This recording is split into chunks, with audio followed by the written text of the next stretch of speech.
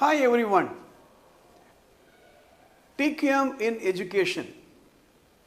In this series of episodes, I am trying to explain to all the school correspondents and teachers and principals the relevance of total quality management in educational institution. With my more than 4 decades of experience in TQM implementation in organization, I have seen massive improvement in the satisfaction level of the customers wherever TQM is implemented. So, the last 25 years we have been implementing TQM in organizations. I thought the last 25 years we have been implementing TQM in education institutions, and we thought we can share our experience on this very important topic, right? In the last episode, I touched upon the relevance of human resources development quality. Ultimately, we should be very clear that we are in a very competitive market. Whether it is an organization or a hospital or an education institution, there are many schools, many colleges, many companies, many products, many service providers, and we have to be the best. And parents will choose such an institution which will contribute to their dream realization. So that is why I am giving these ideas, right? See, we talk about an excellent school. We also talk about below average schools. What makes an excellent school? What makes a below average school? For this, we should understand the end result. See, you have what is called lower order cognition. Cognition is knowledge acquisition. Or you have the higher order cognition. In between, you should know what is the role of the school. See, I teach you something, you remember, right? This is the rote memory. The child knows how to score marks by just reproducing what is crammed into his brain. The next stage is understanding, right? So, what is read has to be understood. The next stage is application of what is learnt. Then you evaluate the various subjects learnt, the topics learnt. Ultimately, you get into a creative stage. A school which reaches a creative level is excellent school. So ultimately, you need to be very clear that we have to move from lower order cognition to higher order cognition. I hope you have understood what I have said. There is competition. If you want to get more students, more quality students into your institution, you need to move from below average to good and excellent. That is the purpose of the entire discussion we are going to have. Now, see, ultimately we need to ask a few questions. Every educator should ask questions. Why am I running this school? What is that I want to do? How I want to do it, and who is going to do it? Please understand, why am I running this school? What is that I want to do? How am I going to do what I have to do, and who is going to do that? This clarity should be there. First of all, across the educational institution, this has to be understood. Teachers should understand the school exists not just to cram knowledge, content into the brain of the child.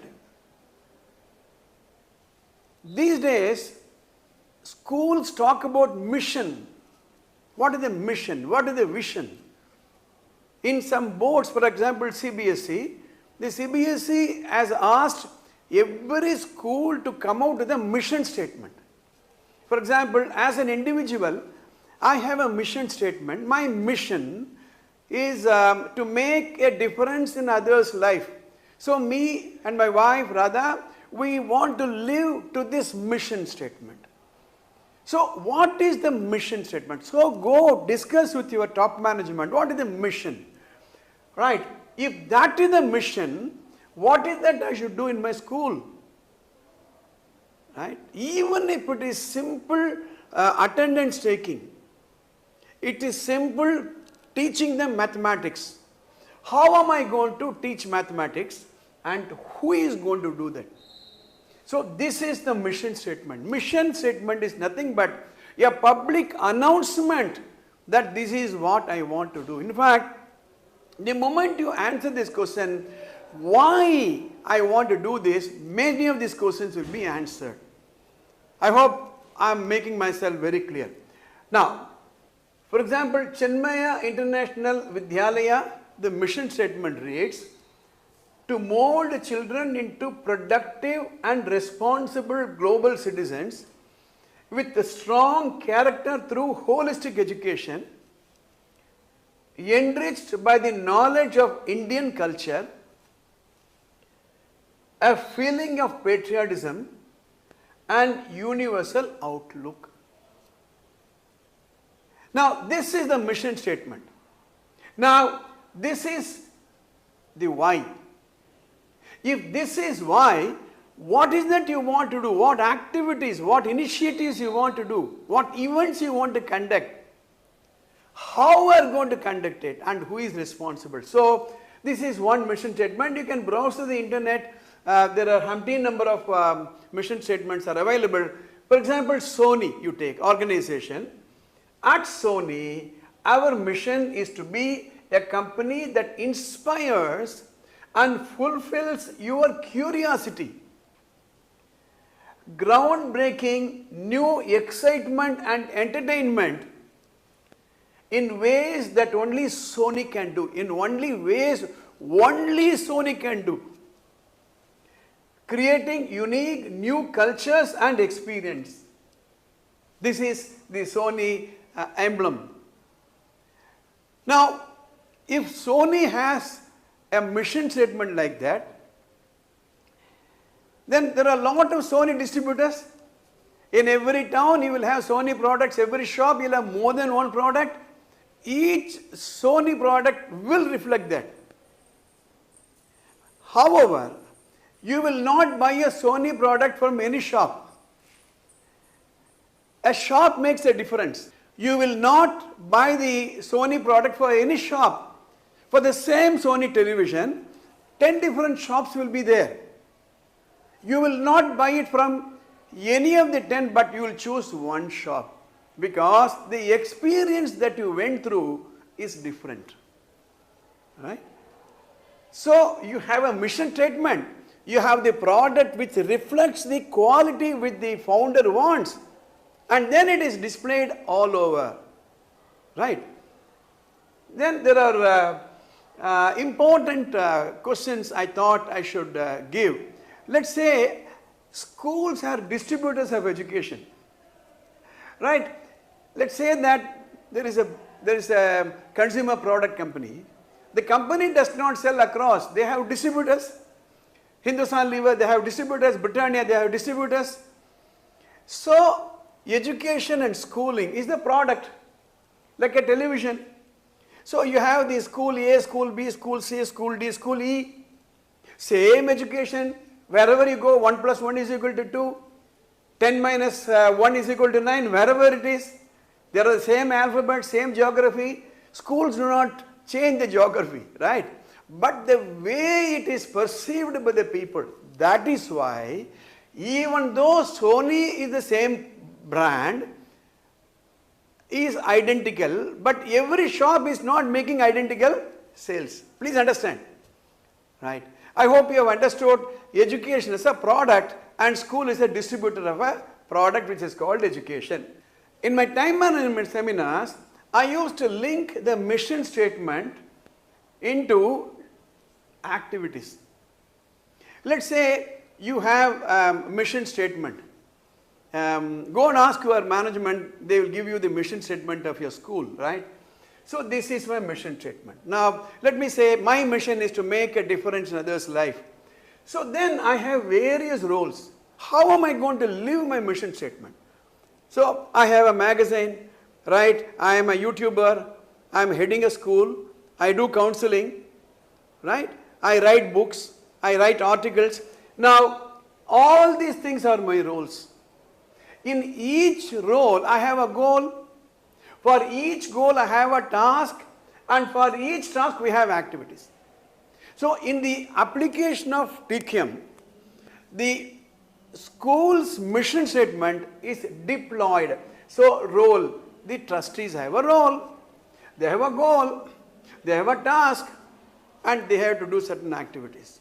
Then you have the management members role, they have a goal, they have a task, activities. The trustees have a role, they have a goal, they have a task and activities. Similarly, principals, the head of the department, teachers, office staff, even the person who is collecting cash at the counter, the driver who drives the bus, the conductor who helped the child to get into the bus. Now, everybody should reflect the mission of the school. That means it has to be a homeward. If you do not believe in this, your mission statement is nothing but a paper. Right.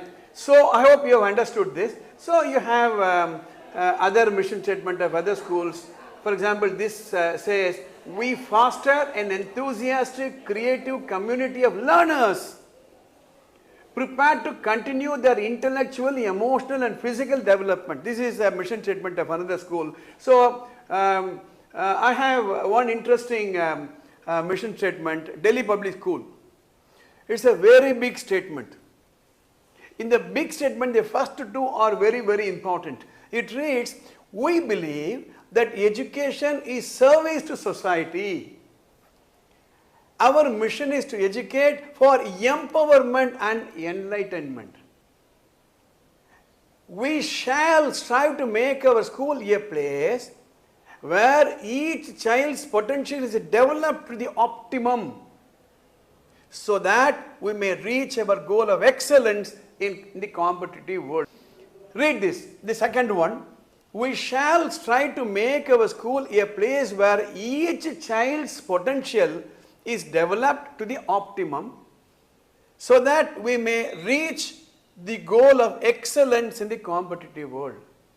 Now that means everybody working in this school should reflect this. This is the pulse of the school. I hope you are understanding that. So, we should train HR department in the pulse of any organization, because I told you the raw material of the students, they are being processed for a finished product of an educated, wise people, wisdom, right? We are producing engineers, doctors, leaders, right? So, this is very, very important, the role of HRE. So, training and education is for everybody in the enterprise or in the organization or in the school. It is essential that everybody should be able to make a vast contribution. There is no compromise on that. TCM will be successful only if everybody, including top management and other managers, are thoroughly educated in all aspects of total quality. That's why I said, right from the watchman, the person who handles the telephone call, a grievance is raised by a parent. How do you address the grievance? Do you have a time limit for that? Do you have a format for that? Who attended the grievance? If there is an accident in the school, do you document that? Where the accident took place? How did it take place? Right? What is the procedure? Right? Who should inform? whom? What is the telephone number? To whom did you inform? What did you inform? Do you have a system of first aid? If so, what is that first aid? Is the person trained for that? Or a parent raises a grievance. Let's say a teacher has not taught the subject. May be true, may not be true. But do you have a grievance redressal system for that? That's what I'm trying to tell you. For this, these people have to be trained. Right? The first contact and the last contact when the child leaves has to be a delightful experience.